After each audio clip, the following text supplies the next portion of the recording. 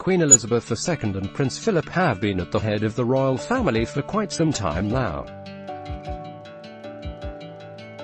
So much so that Queen Elizabeth II has gained the title of the longest reigning British monarch ever. Despite having more than served her time, the Queen seems to have no intentions of stopping her royal duties anytime soon. Prince Philip decided he had served his country long enough at the ripe old age of 96. That was back in 2017 after he racked up a whopping 22,219 solo engagements and over 5,496 speeches. No wonder why he was ready to call it quits. Despite losing her royal consort, Queen Elizabeth II still continues to sit in her throne steadfast. But why? How long has Queen Elizabeth II been on the throne? Queen Elizabeth II, Samir Hussein, wire image. Being the longest reigning British monarch is nothing to sneeze at, but how long exactly has Queen Elizabeth II been wearing the crown? Queen Elizabeth was born Elizabeth Alexandra Mary in London on April 21, 1926. No one could imagine just how quickly this young princess would end up swapping in her title for Queen.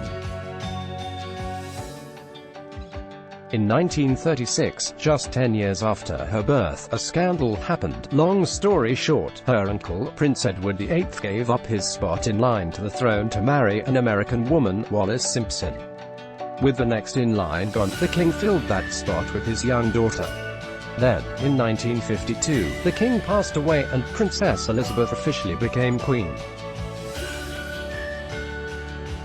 Not just to the United Kingdom, but she was also the Queen Regent to Canada, New Zealand, South Africa, Pakistan, and Ceylon aka Sri Lanka. At the time she was just 25 years old. Does Prince Philip's retirement impact Queen Elizabeth II? Prince Philip and little Princess Elizabeth crossed paths when the Queen-to-be was just 8 years old. Not surprising because they essentially ran in the same circles. After passing some letters back and forth when they were older, Prince Philip finally asked for her hand in marriage. That was in 1946 when she was 20 years old. Word on the grapevine is that her father wasn't too thrilled about the choice but allowed the union so long as they waited until she was 21 years old.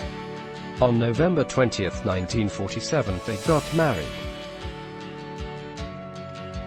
That means when Prince Philip retired, he had already served 70 years.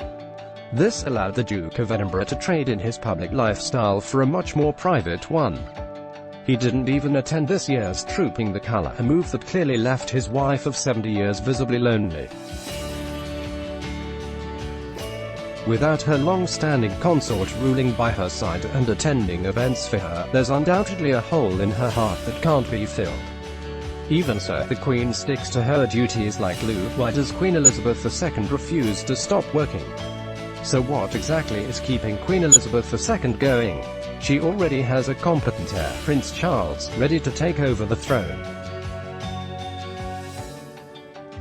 At 70 years old, her eldest has waited his entire life to rule.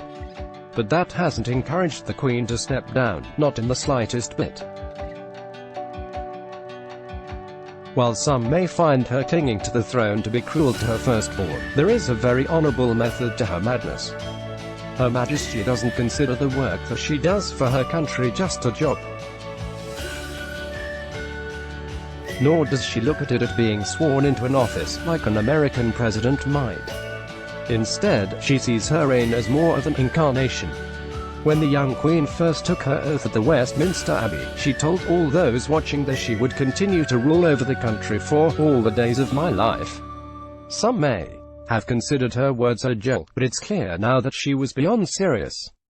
Tina Brown, the author of the Diana Chronicles, said, "She will not step down because she does not believe this is about an office, she thinks it's about an incarnation. She's not running for office." The Queen will